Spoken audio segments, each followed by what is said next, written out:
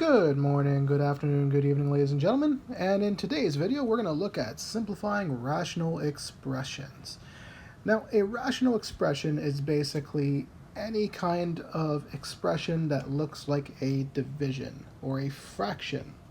So basically it has a numerator and it has a denominator. So in this case you can see that we have a numerator and a denominator.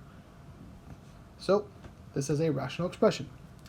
So how do we simplify these rational expressions? Well, the first thing you'd have to do is to factor.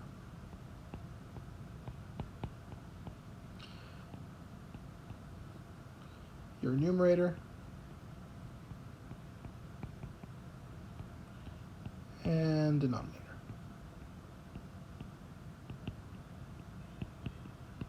You always want to factor first if you can.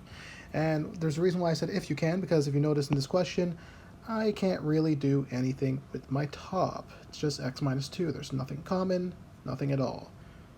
So forget about my top, focus on the bottom. I have x squared minus 4, which if you'll realize using past strategies on other videos, this is a difference of squares because I have an x squared and I have a 4, both of which are perfect squares and a minus in the middle. In which case, I know that my answer should be x plus 2 multiplied by x minus 2. So once you have factored it, and now I can see that I've perfectly factored them. There's nothing else I can do there. The second step would be to find any restrictions.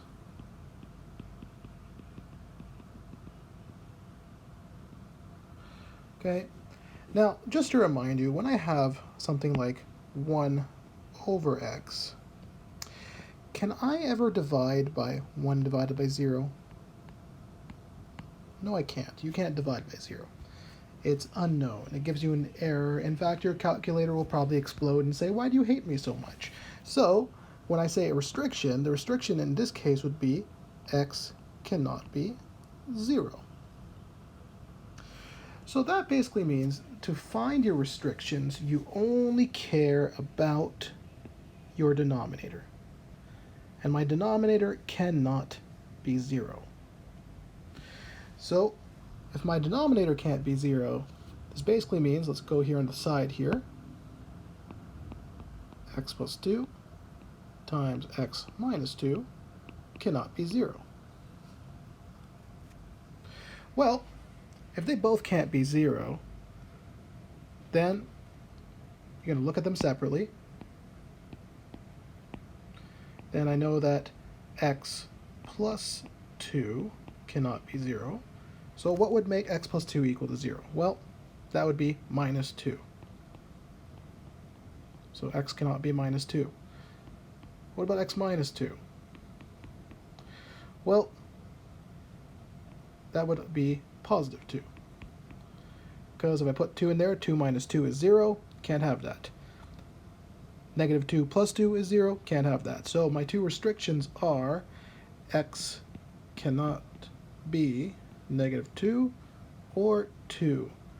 Why is that? Because if it's negative 2, let's say it's negative 2. So I'm going to put this negative 2 to work here. It's going to be negative 2 plus 2 times negative 2 minus 2.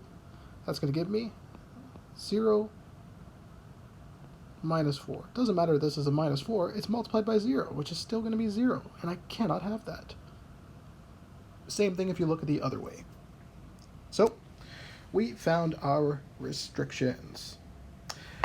Our third step, so these restrictions, by the way, and we're going to give them names later on, they're either going to be asymptotes or holes, and I'm going to go into that in a little bit. Let's just find out here what we have to do next. Our third step here would be to simplify. Now when we simplify, we're going to notice here I have an x minus 2 on the bottom, x minus 2 on the top.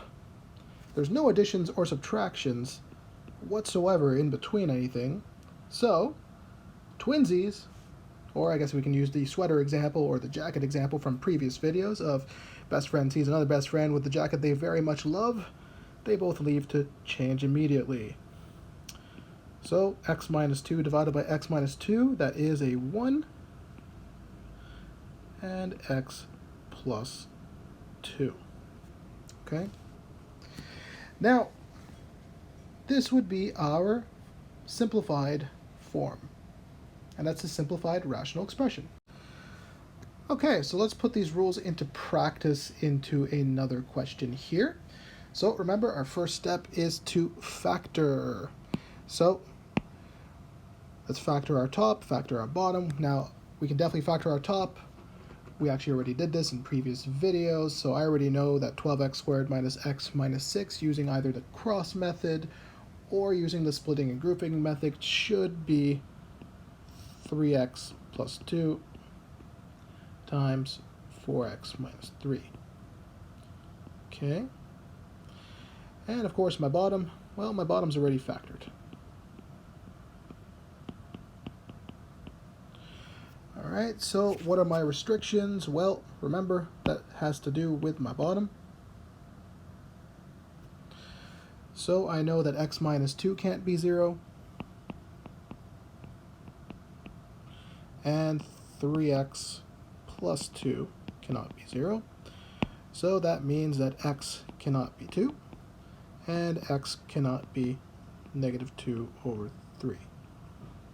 So my two restrictions are x cannot be 2 and negative 2 over 3. Next, we find what's common. Well, I have a 3x plus 2 here, 3x plus 2 here, twinsies. They both go home, leaving you with 4x minus 3 over x minus 2. And that is the simplified rational expression. In the next video, we're going to be looking at what would be a whole and what would be an asymptote, both vertical and horizontal asymptotes. I'm going to make a full video about that, but I hope this helps in simplifying your rational expressions. Have a good day.